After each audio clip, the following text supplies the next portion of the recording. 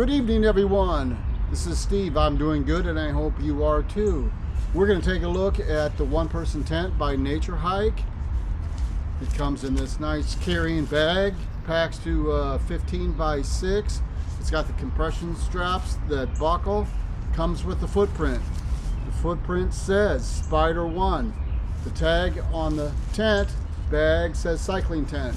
On the website, they say it's a backpacking tent.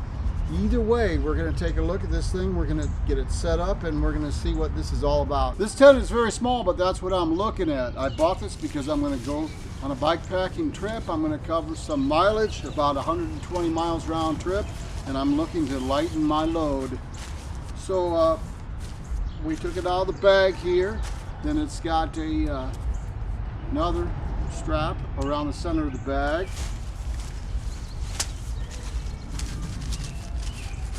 Got stakes, poles,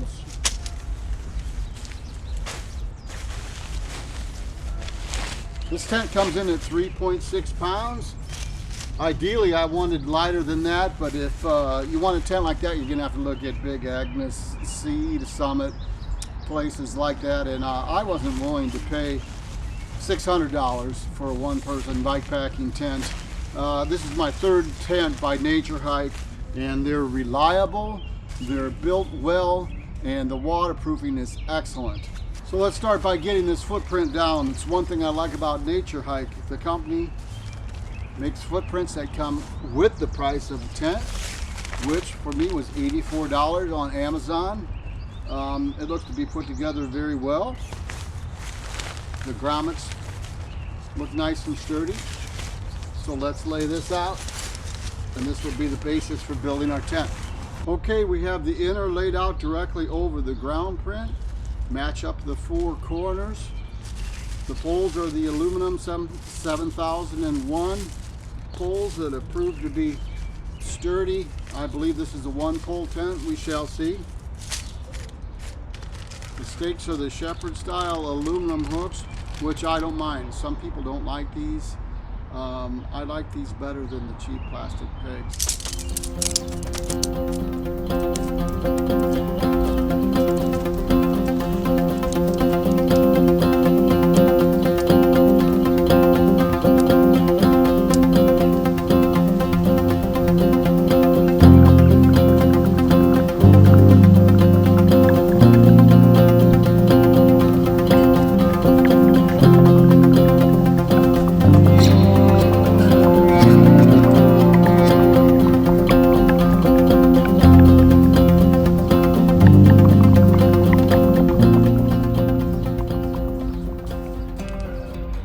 Go through the grommets on the inner, completely through with the grommets on the ground sheet. Just line those up, and that's going to work perfectly for you.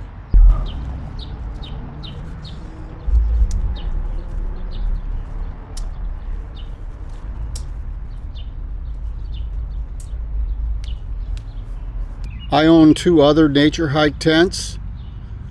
On those tents, the snap-ons from the inner to the pole, you have to do a sideways maneuver to get them to snap on to the pole. This one, there's no sideways, it just snaps right on, which I think I like that better.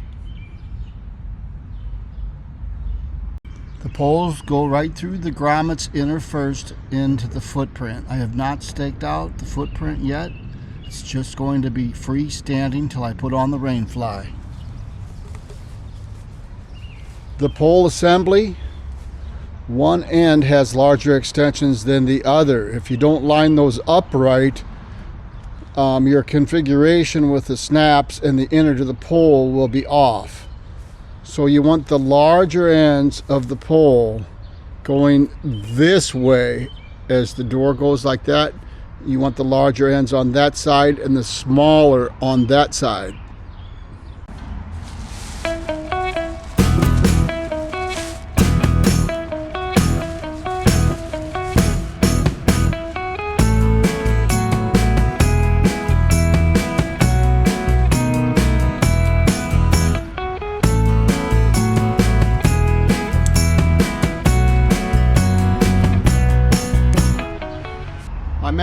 at a fairly taut pitch with the rainfly.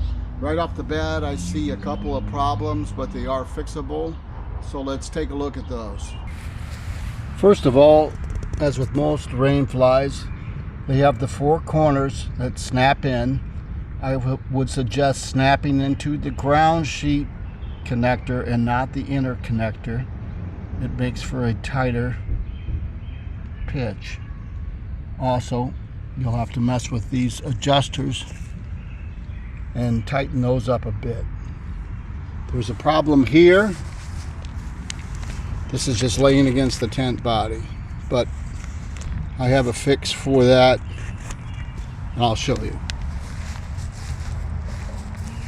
I'm not crazy about this, but I can live with that. Those are just loops with a stake in it. They're not adjustable. But I don't want to be over dramatic about it like some people are. I have these on my other tents and it's not such a problem. However, this is something I never encountered, and that could be a problem with condensation with the fly right up against the mesh inner. I picked these clamps up on Amazon. They tighten down with that. Tighten it to the seam, not right on the inner, to the seam, and stake it down. These rubber bands go through there and the problem is fixed. The fly is off the inner, gives you a gap of room for ventilation right into the mesh fly and avoids condensation. The opposite side will get a clamp also, and if there's going to be rain coming in, or if you're a perfectionist, I would put a clamp here on the vestibule also. There is one vent on this side for ventilation with that little tab in there that keeps it open. About 3-4 inches of mesh in there to ventilate.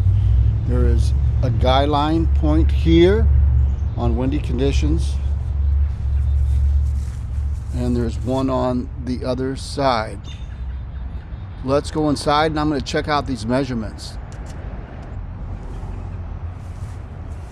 The toggle points for the tie-ups for the vestibules to open this thing up are both very good. They roll up nice, and they give you lots of clearance there for when you want to leave that open and get some air in.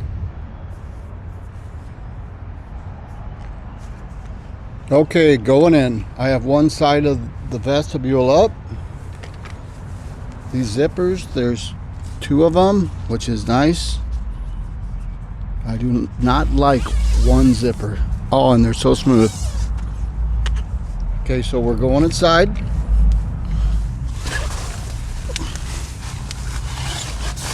It's gonna be dark in here, folks, because it's getting late. Shoes off.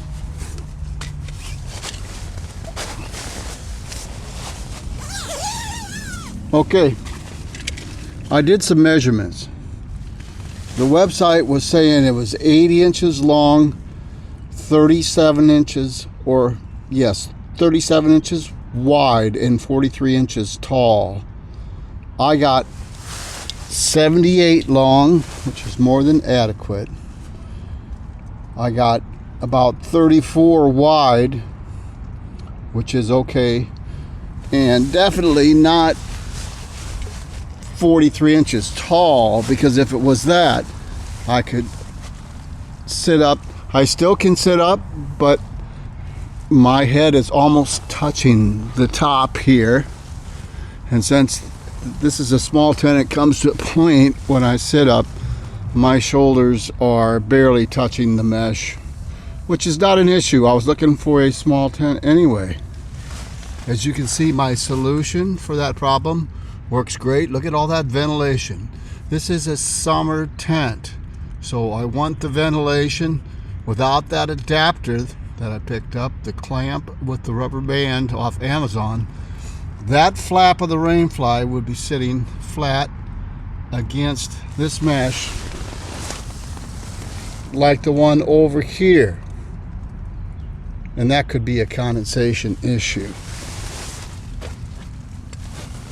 I would say, you know, I've been camping out in 2-person tents here lately, but that's more of a luxury thing. I don't mind 1-person tents if it fits your needs, which backpacking I'm going to have to do that. So this looks like it's going to work just fine. Vestibule has the usual amount of room, not a great deal of room. You can fit shoes or boots out there, or a small pack. Not a problem. I have room to spare here. I have at least probably 6-8 inches there from my feet towards the back of the tent.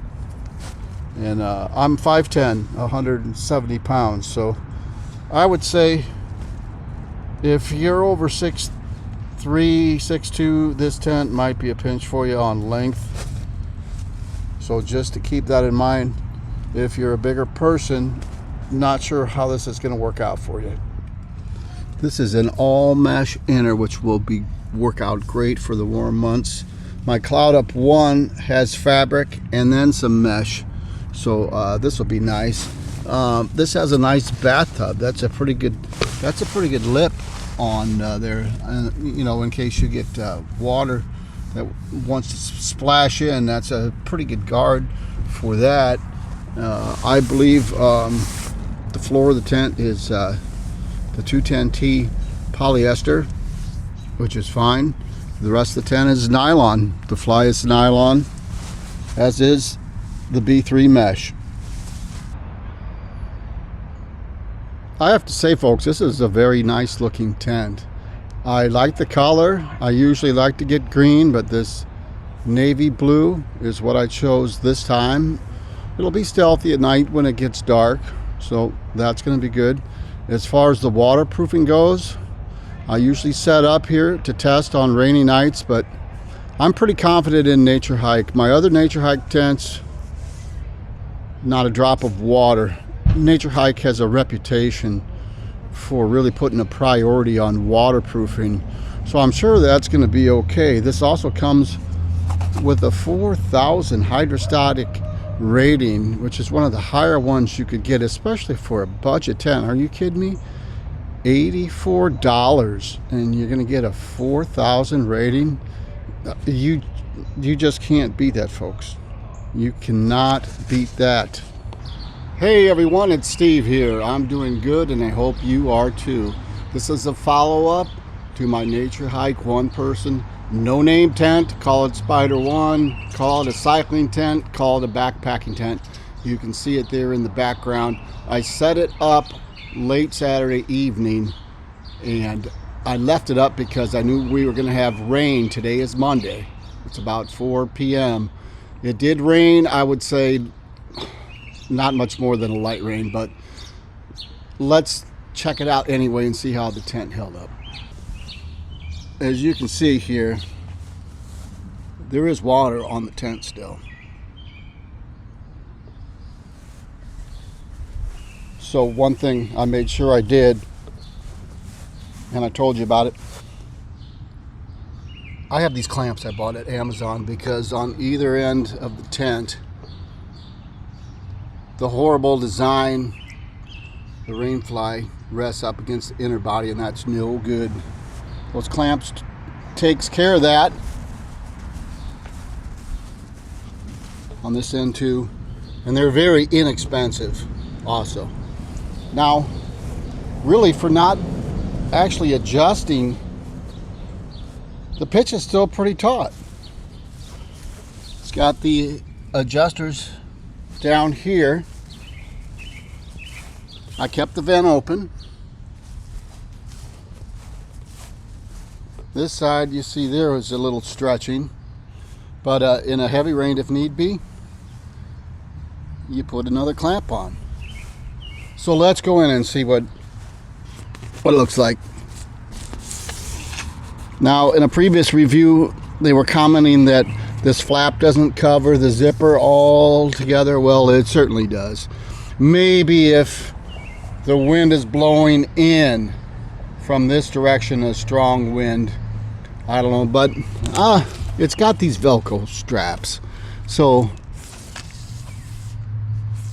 you're gonna be okay, I think. Let's take a look here. This is a small tent, there's no doubt about it, but this is what I need for my bike packing adventures. You want to go as light as possible. 3.6 pounds. Everything looks good. Condensation, not a problem. Nothing came in from the vent. The floor is nice and dry. This side, see what a difference those clamps make as far as ventilation and keeping the condensation out. That's the key. If you buy this tent and they don't improve it, just spend a couple bucks on these clamps. It makes the one glaring deficiency not so awfully bad. So it's nice and dry in here.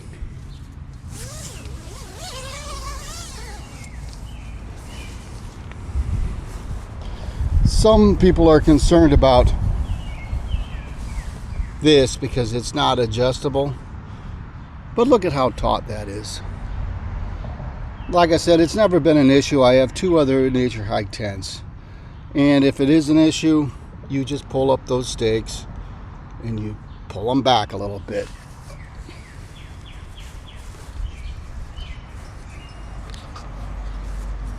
That's a nice looking tent, really it is. For $84, I don't think you can go wrong, folks. So that's the end of the review.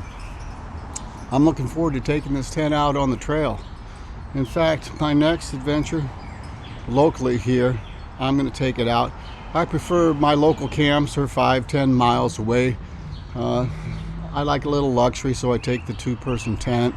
But on trial runs, you want to simulate what it's going to be like on your real adventure. So the best way to do that is just do it as you would the real adventure. So that's what's going to happen. So this is Steve, and I'm going to say goodbye right now.